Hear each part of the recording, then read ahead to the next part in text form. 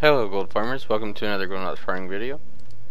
Today we'll be taking a look at another forgotten material. This one's actually fairly odd and I don't really know how many people actually know about this. It is a soulbound forgotten material and it is actually only used for one transmog item, and I don't really think it's actually a transmog item. The material that we will be looking for is the, if I can spell,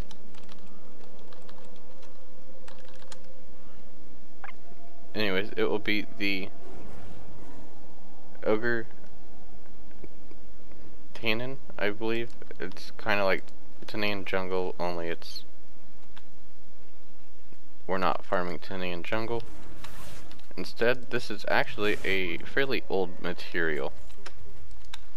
You can run the instance if you want, and I actually recommend that if you do farm for this, that you do farm the instance as well. You will definitely be able to get quite a bit more gold off of it if you do. Dire Maul is a fairly good dungeon to be running, especially for transmog. I also recommend that if you can, pick up all the skins. I know I'm not doing that right now, but I'm trying to make this video as short as possible. If you don't know exactly which Dire Maul instance this is, it will be located at the very top of the, I guess, zone or the little arena type thing. It'll be the very top one. You will want to go, just head left until you hit the door. Basically, like you're clearing the instance, it's all the normal stuff. And then once you get to this room and head up top, that is actually where the item is located. Unfortunately, because this item is soulbound, we will have to take a closer look at the item that it's actually used for, which is the Gordok Ogre Suit. It doesn't take really too many materials to make. If you are skinning, then you can already get the rugged leather. The bolt of rune cloth won't be hard to get either, because you should be able to pick up rune cloth here as well. The suit itself only sells for about 2k,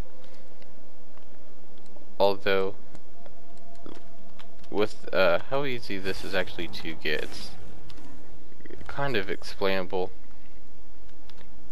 It's definitely not something a whole lot of people know about, and if I remember correctly, that recipe is no longer in the game as well, so you might be able to make a little bit more gold off of it that way as well. For role-playing servers, you should definitely be able to sell it, mostly because it's a disguise, and I know a lot of role players usually rely on all those different different items in the game. So you'll go up the steps the first time and it'll be right here. I do believe this is the only location that it spawns. I haven't seen it anywhere else, and it is a 100% drop, so you don't really have to worry too much about that. Again, the largest problem really is that it's a soulbound item, so you can't trade it or sell it on the auction house or anything, so your primary focus will be for the little suit. I don't know if it's a item that will disappear after you use it, or if it will remain in your inventory. I'm not too sure on all of that. I've never really used it, So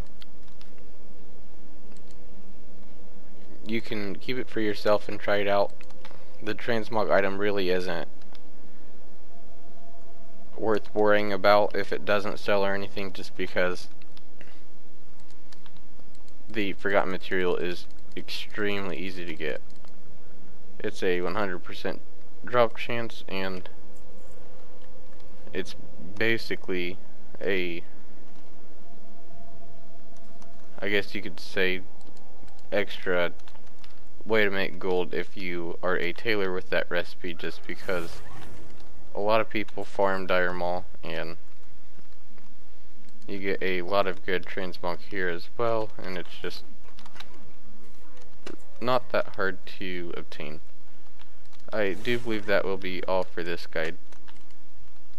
I do plan on trying to get these forgotten material guides out as soon as possible so I can work on some of my other guides, though I do also plan on only doing one forgotten material a day.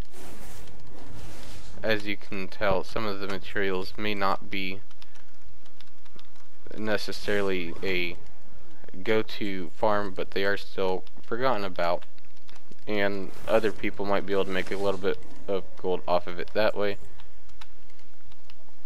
And please do check out my channel, or my video for tomorrow. I'll go over a little bit why of I'm going over a lot of just odd farms, I guess. Thanks for watching. Don't forget to give the video a thumbs up and subscribe for more content.